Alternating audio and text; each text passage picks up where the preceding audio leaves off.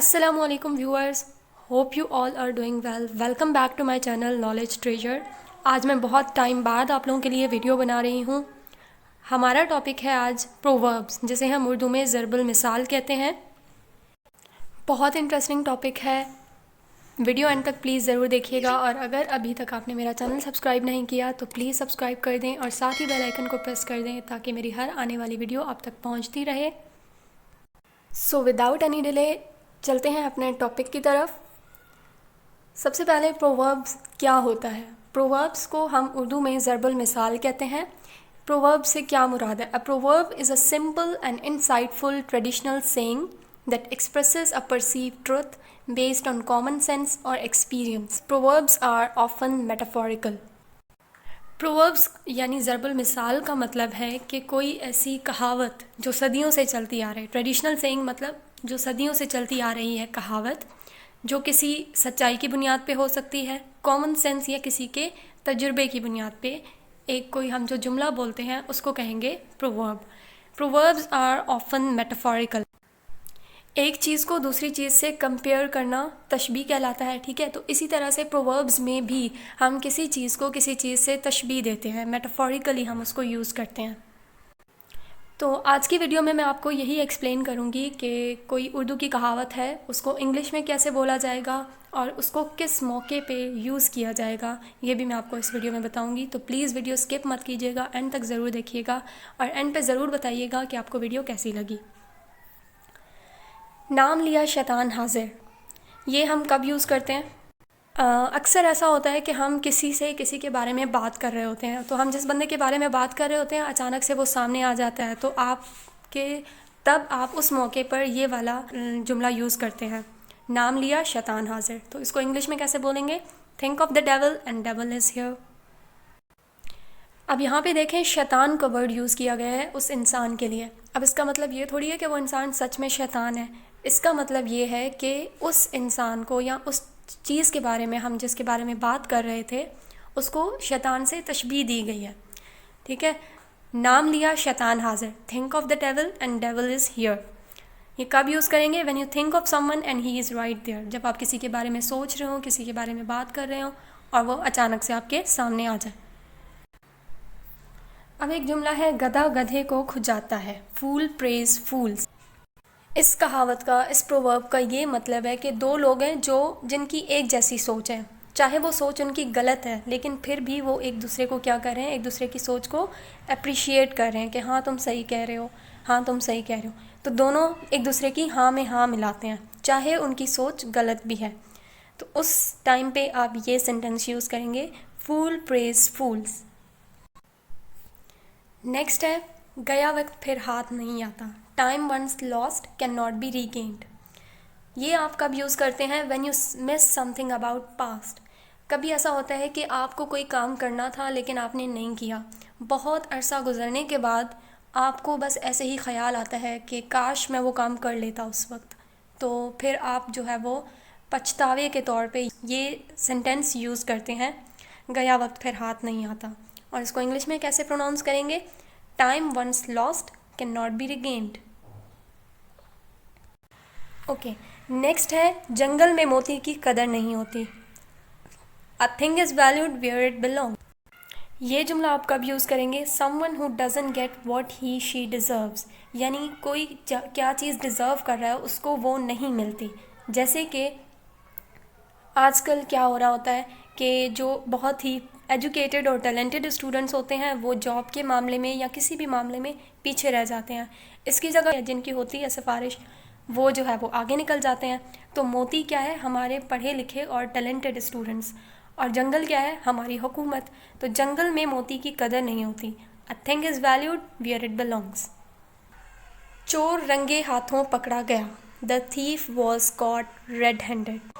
यहाँ पे रंगे हाथों पकड़े जाने का मतलब ये नहीं है कि किसी के हाथ जो है वो किसी रंग से रंगे हुए थे। इसका मतलब ये है कि कोई बंदा छुपकर कोई काम कर रहा था लेकिन आपने उसको देख लिया या किसी ने उसको देख लिया, तो तब आप कहेंगे the thief was caught red handed. और चोर का मतलब यहाँ पे वो असली वाला चोर नहीं है। किसी भी बंदे को आपने कोई काम करते हुए देख लिया जो वो छुप कर रहा था, तो आप ये वाला सेंटेंस यूज़ करेंगे, when someone seen on the spot doing something। और चोर रंगे हाथों पकड़ा गया की इंग्लिश क्या होगी?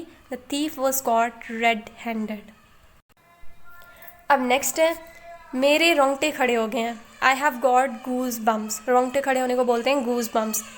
तो ये आप जुमला कब यूज़ करते हो? When you are fearful of something, जब आपको किसी चीज़ से बहुत डर लग रहा हो या आपने कोई डरावनी चीज़ देख ली हो, तो तब आप कहते हैं कि मेरे रोंगटे खड़े हो गए हैं। और इंग्लिश में आप इसको कहेंगे I have got goose bumps. जो हुआ सो हुआ, ये जुमला आप तब यूज़ करते हो जब आपको किसी चीज़ के बारे में पछतावा हो रहा हो, या आपकी किसी से नाराज़गी हो गई या लड़ाई हो गई और बाद में आपने उससे सॉरी कहा या उसने आपसे सॉरी कहा, तो आप सॉरी भी एक्सेप्ट कर लेते हो और एंड पे ये जुमला कहते हो कि जो हुआ सो हुआ, छोड़ो, लेट बायगोन्स बी बायगोन्स। नेक्स्ट है आप भला तो जग भला। इसका मतलब ये है कि आप सिर्फ अपने बारे में सोच रहे हो, व्हेन यू थिंक सेल्फिशली, यानी आप ये जहन में नहीं रखते कि इससे किसी को क्या फ़ायदा होगा या किसी को क्या नुकसान होगा, बस आप ये सोचते हो कि मैं अगर अच्छा हूँ तो सब कुछ अच्छा होगा। तो इसको इंग्लिश में आप किस तरह से प्रोनाउंस करेंगे? The good world appears good. वो बिस्तरे मर्ग पर है। ये प्रोवर्ब आप तब यूज़ करते हैं जब कोई बहुत ही ज़्यादा पेनफुल कंडीशन में है, यानी उसकी बचने के कोई चांसेस नहीं हैं, वो किसी ऐसी मुश्किल या किसी ऐसी परेशानी का शिकार है कि बस वो उससे निकल नहीं सकता, तो आप कहेंगे वो बिस्तरे मर्ग पर है। इंग्लिश में इसको कहेंगे he is on death bed.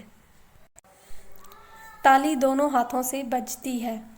ये आप जुमला कब यूज़ करते हैं? When you got to know something which was played between two people, मतलब दो लोगों के बारे में कोई मामला था और इल्ज़ाम बेचारे एक पे आ जाता है, तो उस टाइम पे आप ये प्रोवर्ब यूज़ करते हैं, ताली दोनों हाथों से बजती है या ताली एक हाथ से नहीं बजती।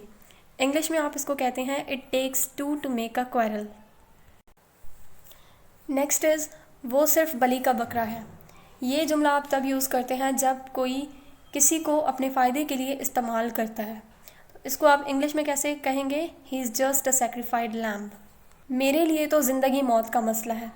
ये फ्रेज़, ये प्रोवर्ब आप तब यूज़ करते हैं जब किसी काम की या किसी चीज़ की आपकी ज़िंदगी में बहुत ज़्यादा इम्पोर्टेंस हो, हद से ज़्यादा, या कोई काम आपके ज़िम्मे सौंपा गया है और आपको अपनी काबिलियत उसमें प्रूव करनी है, तो आप ये जुमला यूज़ करते हैं, मेरे लिए तो ज़िंदगी मौत का मसला है।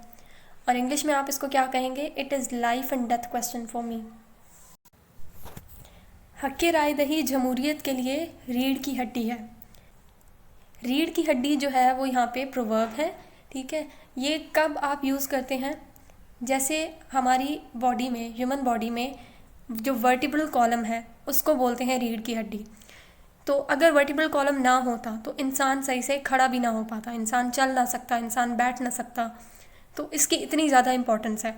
तो रीढ़ की हड्डी का वर्ड आप तब यूज़ करते हैं जब कोई चीज़ उस चीज़ के बगैर चल ना सकती हो। तो इसी तरह यहाँ पे जमहूरियत के लिए जो आम आदमी का वोट है, जो हुकूमत के लिए आम आदमी का वोट है, वो रीढ़ की हड्डी की हैसियत रखता है। इसको आप इंग्लिश में कैसे कहेंगे? Right of vote is backbone of democracy. Democracy मतलब जमहूरियत। उनमें तू मैं हो पड़ी। ये आप कब यूज़ करते हैं? जब दो लोगों के दरमियान में झगड़ा हो गया। सिंपल सी बात है। तो इंग्लिश में उसके लिए आप क्या वर्ड्स यूज़ करेंगे? They exchanged hot words. Okay, it's very easy to understand. काम से जी मत चुराओ, डोंट शिर्क वर्क। जब कोई बंदा बेदिली से कोई काम कर रहा है तो आप उससे इन वर्ड्स में बात करते हैं कि काम से जी मत चुराओ। इंग्लिश में आप कहेंगे डोंट शेक वर्क। मुझ में और आप में ज़मीन आसमान का फ़र्क है। ये आप जुमला तब यूज़ करते हैं जब दो लोग हैं, उनकी नेचर एक्सट्रीमली डिफरेंट है। Two extremely different people from one another, एक दूसरे से बहुत ज़्यादा मुख्तलिफ है, कोई भी उनकी चीज़ एक दूसरे से मिलती जुलती नहीं है। तो आप कहते हैं कि आप में और मुझ में बहुत ज़मीन आसमान का फ़र्क है, या आप में और मुझ में बहुत फ़र्क है। We are poles apart. English में आप इसको इस तरह से कहेंगे। उसने मुंह तोड़ जवाब दिया। जब कोई किसी बात का बहुत ज़्यादा हार्शली जवाब देता है तो आप ये जुमला यूज़ करते हैं उर्दू में, उसने मुंह तोड़ जवाब दिया। अब इसका मतलब ये नहीं है कि उसने मुंह तोड़ दिया, नहीं, उसने बहुत ही हार्शली, बहुत ज़्यादा गुस्से से जवाब दिया। इंग्लिश में आप इसको कहेंगे he gave a befitting reply. बहुत कामचोर हो तुम। जब आपने किसी को कोई काम सौंपा लेकिन उसने नहीं किया तो आप उसको एक तरह से डांटते हुए बोलते हैं कि बहुत कामचोर हो तुम। इंग्लिश में आप इसको क्या कहेंगे? You are so slacker. Next है दिमाग मत पकाओ या दिमाग मत खाओ। अब दिमाग पकाया या खाया तो नहीं जाता, लेकिन इसको यहाँ पे एज अ मेटाफोरिकली इसको आप लेंगे, तशबीह दी गई है, ठीक है। जब आपको कोई बहुत ज़्यादा तंग करता है, बहुत ज़्यादा इरिटेट करता है, तो आप उसको कहते हैं दिमाग मत पकाओ या दिमाग मत खाओ। तो इंग्लिश में आप इसको कहेंगे डोंट ईट माई ब्रेन। मुंह संभाल कर बात करो। जब कोई आपसे बदतमीज़ी कर रहा होता है तो आप उसको अक्सर कहते होंगे मुंह संभाल कर बात करो। तो आप इंग्लिश में इसको क्या कहेंगे? Mind your language. अपनी ज़बान को लगाम दो। ये भी जुमला आप तब यूज़ करते हैं जब कोई आपसे बदतमीज़ी कर रहा हो, कोई बहुत ज़्यादा बोले जा रहा हो, चुप ना कर रहा हो, आपको बहुत ज़्यादा हर्ट कर रहा हो, तो आप कहते हैं कि अपनी ज़बान को लगाम दो। इंग्लिश में आप कहेंगे होल्ड योर टंग।